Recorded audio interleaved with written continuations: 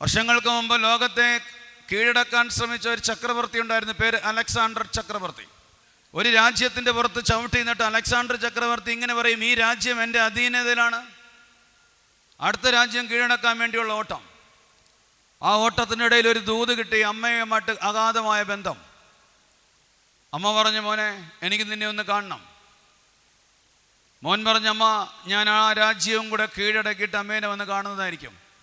ആ യാത്രയിൽ മാരകമായൊരു രോഗം പിടിപെട്ട് മരണത്തോടടുത്ത് ലോകത്തെ പ്രശസ്ത ഡോക്ടർമാർ ചുറ്റും കൂടി അലക്സാണ്ടർ ചക്രവർത്തിക്ക് ഏതാനും മണിക്കൂർ മാത്രം നിർണയിച്ചു.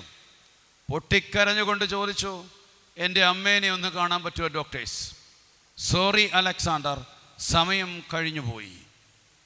ചങ്കുപൊട്ടി ലോകത്തിന് കൊടുത്ത സന്ദേശമാണ്, എൻ്റെ ശവമഞ്ചരം ചുമക്കുമ്പോൾ എൻ്റെ 2 കരങ്ങളും വെളിയിലിടണം. രാജ്യങ്ങൾ കീഴടക്കാൻ ശ്രമിച്ചവൻ രാജ്യത്തിൽ വെറുക്കപ്പെട്ടവനെ പോലെ ഒന്നും നേടാതെ പോകുന്നു. അലക്സാണ്ടർ ചക്രവർത്തിയുടെ മരണം അനേക രാജ്യങ്ങൾ ആഘോഷിച്ചു.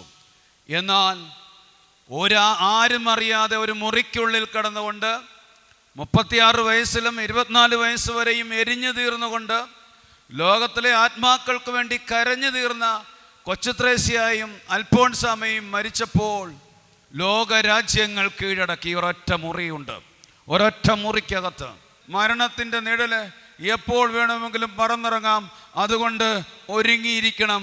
അതുകൊണ്ട് ഓരോ പ്രവൃത്തി ചെയ്യുമ്പോഴും ജീവിതാന്ത്യത്തെപ്പറ്റി ഓർക്കണം, എന്നാൽ നീ പാപം ചെയ്യുകയില്ല എന്ന് പ്രഭാഷകൻ 7:36 കർത്താവ് അരുളി ചെയ്തു.